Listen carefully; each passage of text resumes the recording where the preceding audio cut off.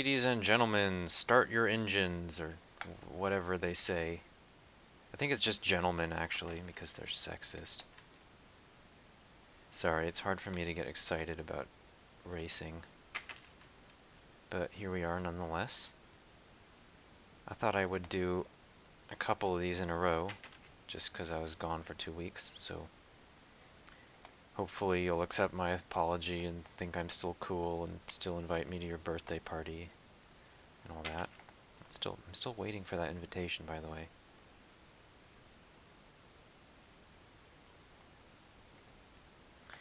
So about the map, this map is probably, in my estimation, the third hardest after Plutonium and Death Valley. It's, I mean, it's a really tough one because it's got these two completely independent paths, sort of Death Valley style. But not only that, you have these two strips that are completely blocked off. You can't put anything in them. And there's this obstacle thing here too. So all that's really left is this zone up front and this red carpet area. That's just about it. I mean, yeah, you can build up there and down there, but that'll only affect one of the paths. So you're really limited in the space that you have.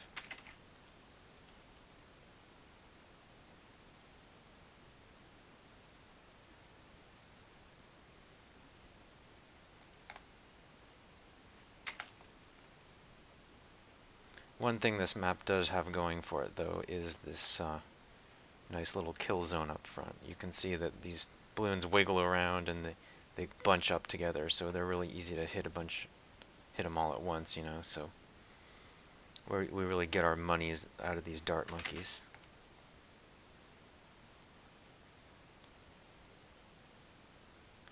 Until I figured that out, though, I had a lot of trouble even getting past round like 13 on this map or whatever. So yeah, I think if this map were in reverse, it would be significantly harder. It'd be like really hard. Not sure how I would do that NAPSFRILLS at all. Anyway, that would be an interesting challenge. Because yeah, in reverse you wouldn't have this kill zone here, so it'd be a lot more difficult. Anyway, as it is, we're going to go directly into our glue gunner Spactory setup.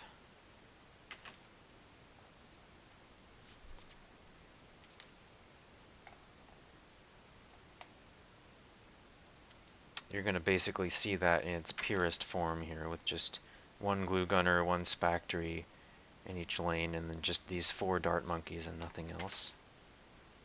And that's actually all we need. It's so efficient. It's so efficient that it's actually all we need until round like 30 something, so we can actually go directly into village after that, which is cool.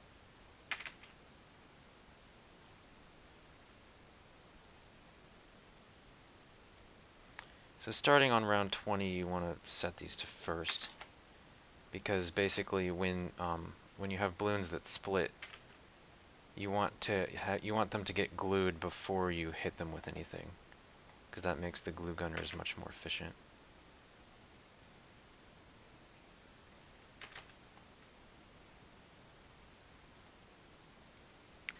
Okay, for round 24, you want to place this in either, or be ready with this in either path.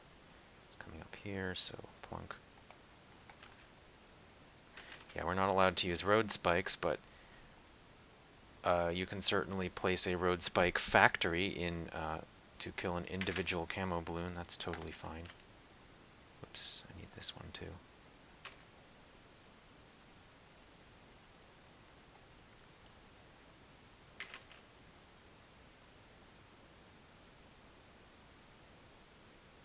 So like I was saying, this setup is going to be enough for a long time.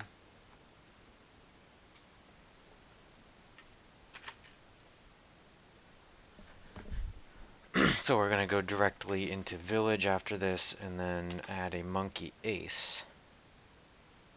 So monkey ace is a pretty good choice on this map, because it's one of the few towers that can actually affect both paths simultaneously. And by that I don't just mean like be able to shoot at either one path or the other, like this guy. I mean actually really damage both paths at once. So monkey aces can do that, and a few other towers can do that too. So we'll be pointing those out. Okay, there's the village. I need a bomb tower here just in case any leads get past these glue gunners.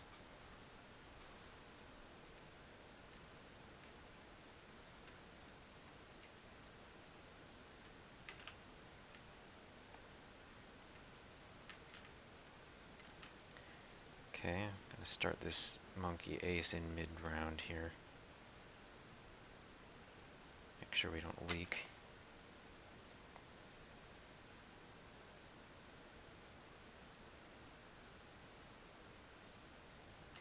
Yep, and just upgrade this straight away.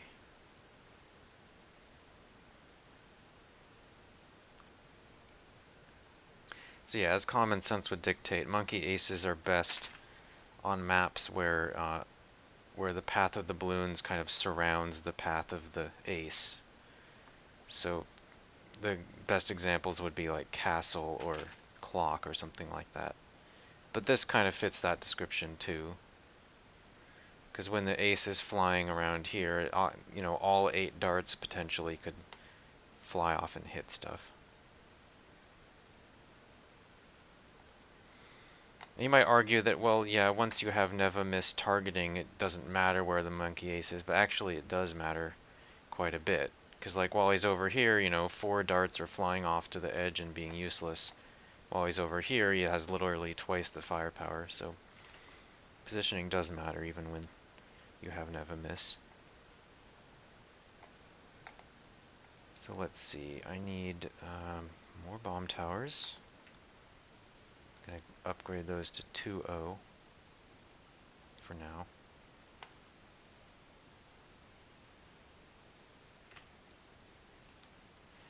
Want to make sure this is in the right spot.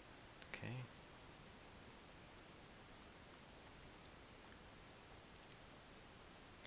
So these 2-0 cluster bomb towers actually are pretty good against ceramics. They can strip 5 or 6 layers off of one sometimes.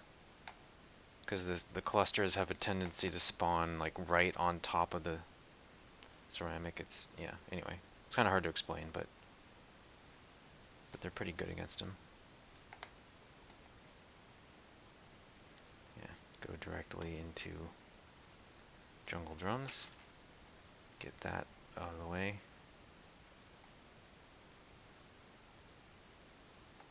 Okay, so these ceramic rounds are pretty tough, so I'm actually gonna get this guy to 3-2. He'll be my sort of safety net back there. And yeah, I think I can afford to make one more bomb tower there. Okay. See if this works.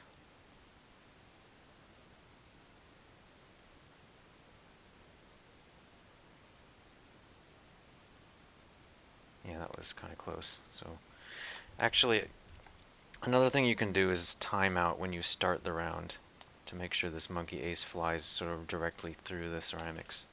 It can be a little bit tricky, but I'll show you where to start it on round 47 at least.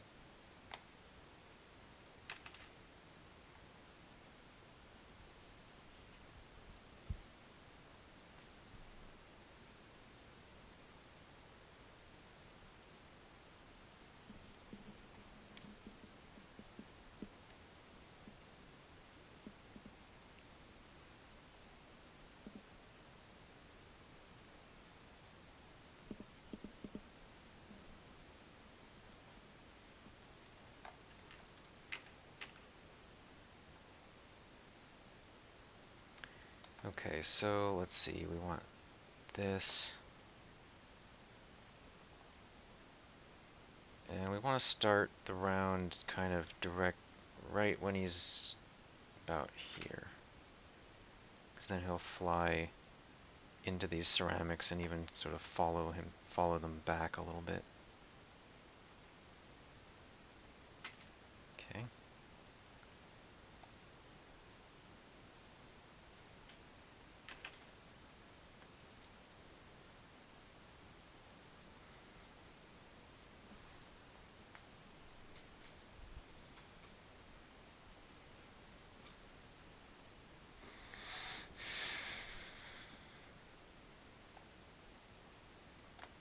This one too. I want to upgrade this to stun. Okay.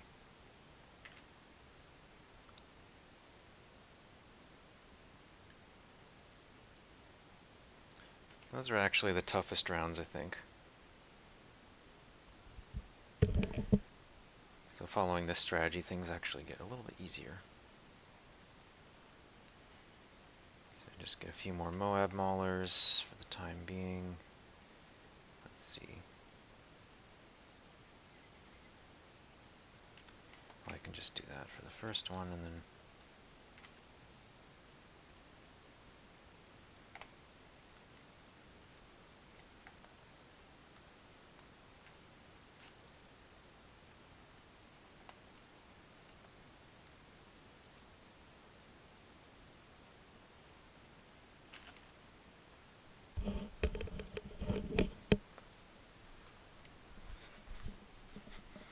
yeah, these Moab maulers are another tower that can sometimes affect both paths at once. So when you have Moabs like coming in together, since Moabs are so big, and the explosions on these are so big, you can kind of, you can kind of hit them both when they're touching noses here, if that makes any sense.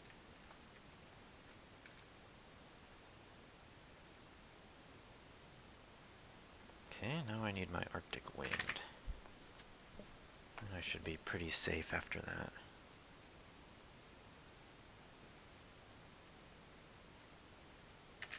Alright.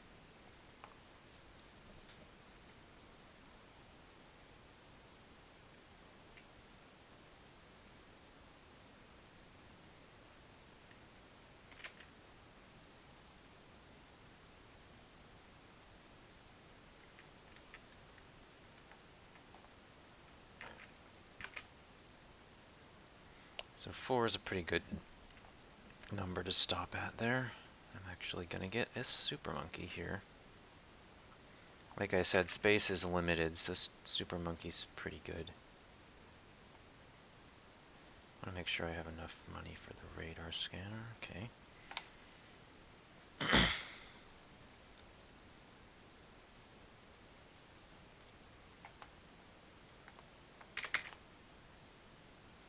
Set this to strong for now and upgrade the range.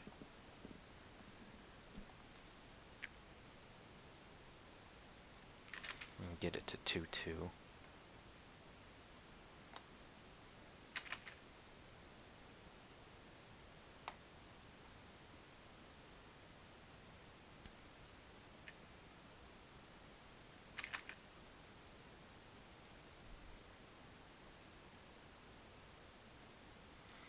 So yeah, that's an advantage of not having Dartling guns, is I can just basically leave the stuff on fast forward.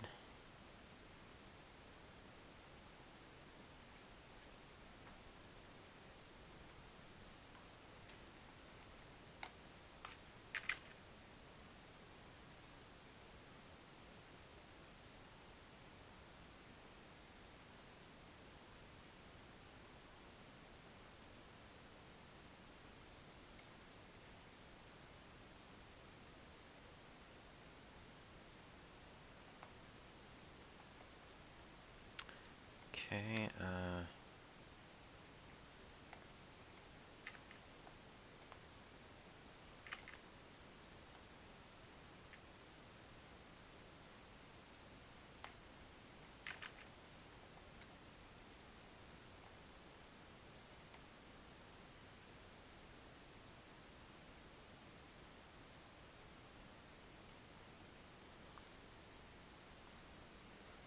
okay, so now that he's 2-2, he's pretty good. He's really good at killing the ones that sort of make it past these Moab maulers. I'm gonna actually set him to first though because I don't want him targeting the BFB.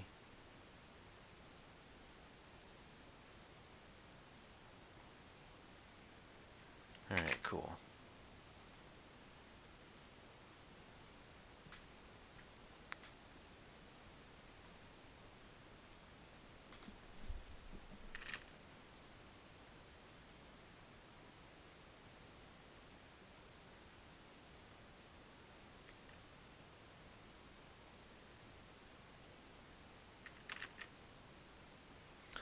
Not much to say here, I'm just basically, as you can see, it's saving up money for Robo Monkey here.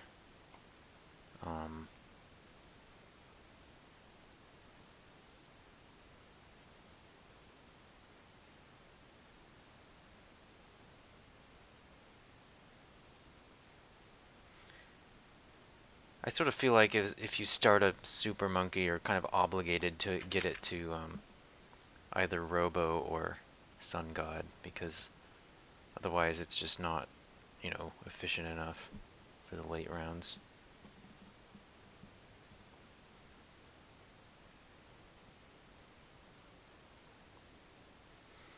Okay, now he's a Robo, I think I'll put him on first.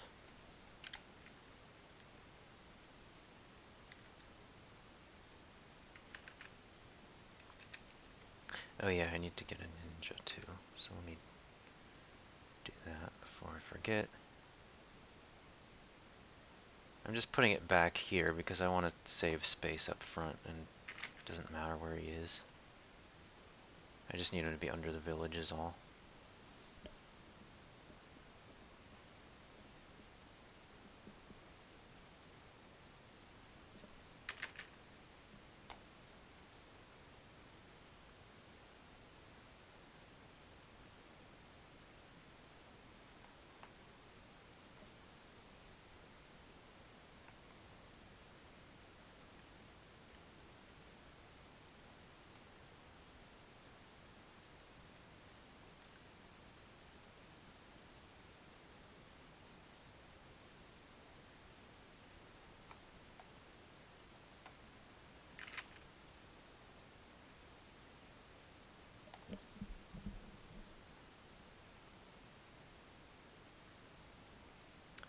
Alright, yep, nothing hard about this.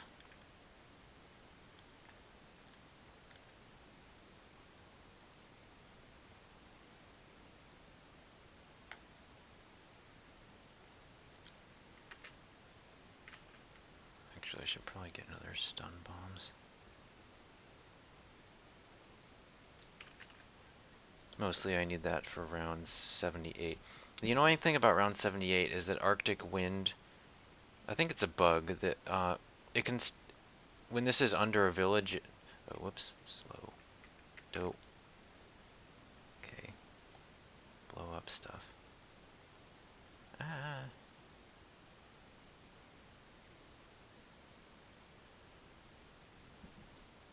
Okay, we're okay. Yeah, as I was saying, so even when this Arctic Wind is under a village with radar scanner, it can actually freeze. Um, it can actually freeze these camo balloons, but it can't slow them with the aura.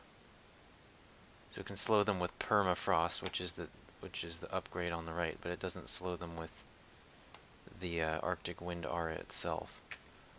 So that actually makes this second rush quite a bit more deadly.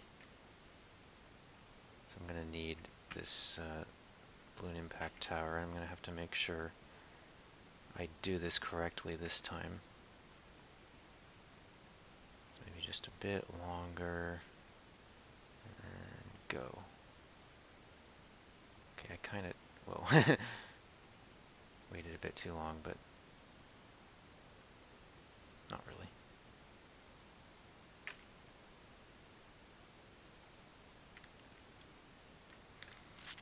Okay, building more Moab maulers.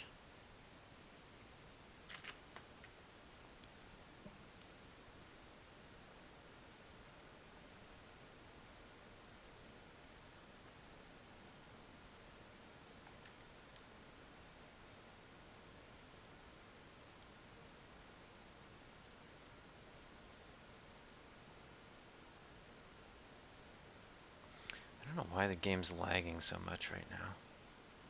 It's kind of annoying.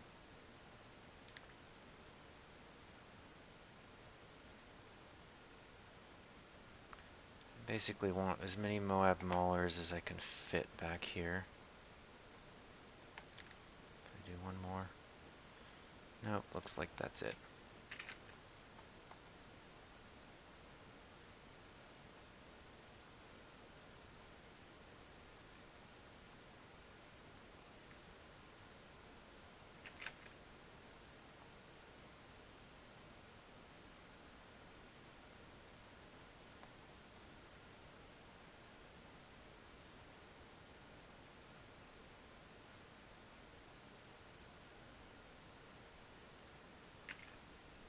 Okay.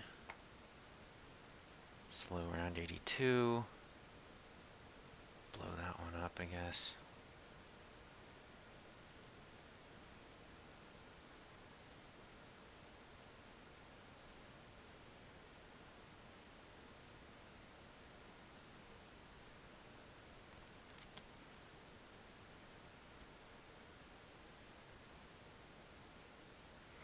I'm just playing this on slow because it's, you know, I don't want to mess up now. But it looks like we're going to be fine.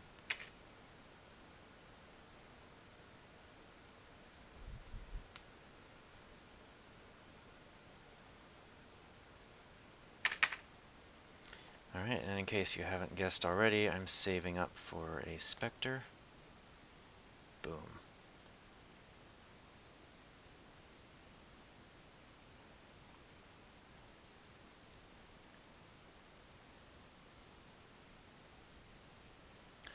So the Spectre basically blows up ceramics so fast that, like a lot of, without it, the ceramics can kind of get in the way of this Super Monkey, but with this Spectre here, the ceramics just kind of vanish instantly, and the Super Monkey does his real job, which is shooting down Moabs. So even without spending this 4,000 or so, we're going to be totally fine. Just make sure we slow it.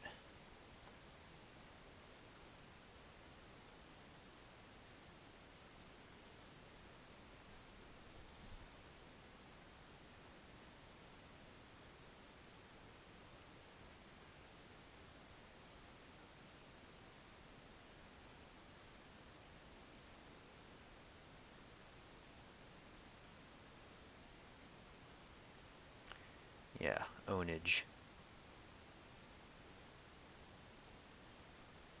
They're not even getting past like here. Alright, so now we just buy as many of these as we want, so we can afford. This will be easy.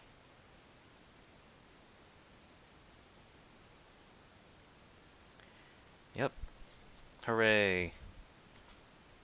Check off drag strip, and yeah, go ahead and visit the BTD5 forum and look for the thread entitled NAPSFRILLS something, or like maybe it might be under the Death Valley one, or anyway, if you want to vote on what you want to see next.